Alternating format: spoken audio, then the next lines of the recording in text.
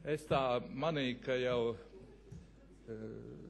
konjaki un citādas labas mantas jau brauc uz augšu, būs jau, tā sacīt, jāsaka, visi punkti pieņemti, bet es vēl tomēr gribu par to mākslas darbinieku namu parunāt, lai jūs esat lietas kursā. Šis tiešām bija nams, kas bija Rīgas īpašums, un viņš tika atdots, un lēnām, klusām un mierīgi vispirms no turienes izkortelēja ārā Eduarda Šīraka, iepriekšējā direktora laikā izveidoto jūgendstilā, skaisti izveidoto mūzikas salonu. Tā vietā tur iekortelējās skaistumkopšanas salons Jeļēna, tagad tas arī pazudis ar galiem.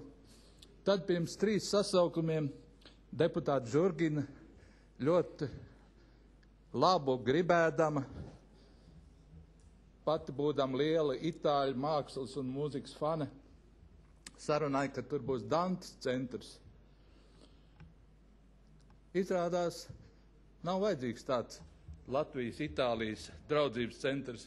Pietiek ar vienu krogu, kurš aizņem arī ar Rīgas līdzekļiem skaisti izrestaurēto ieeju, kāpnes un visu pārējo.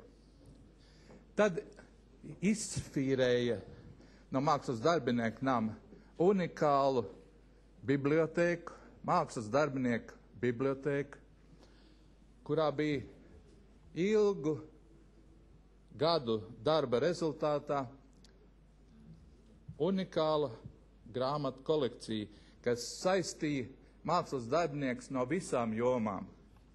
Tur gāja arhitekti un aktieri un rakstnieki, un šajā bibliotēkā strādāja dramaturgu ģildes vadītājs Dainis Grīnvalds.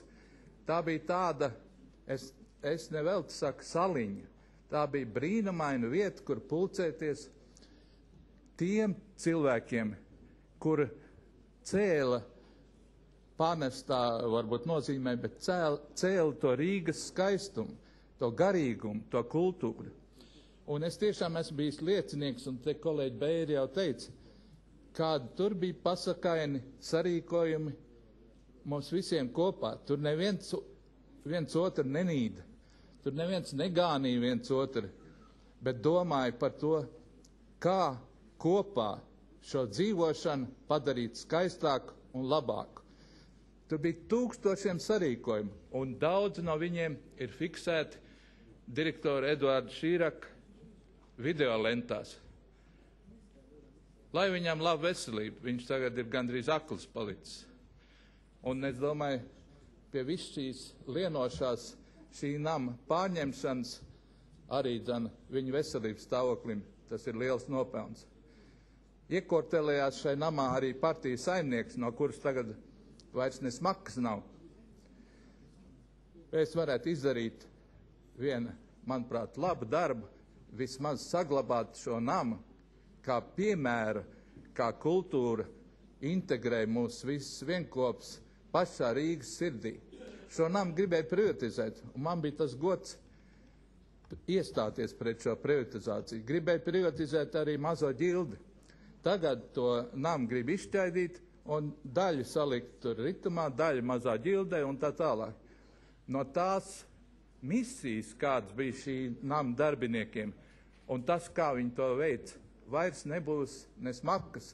Es pilnīgi atbalstu kolēģis Beiras teikto un aicinu jūs visus uz viena priekšlikuma pieņemšanu par godu mūsu Rīgai, par godu tam, ka mēs varētu arī kaut ko labu viņas vārdā, kā Eiropas kultūras galvaspilsētas vārdā izdarīt. Paldies!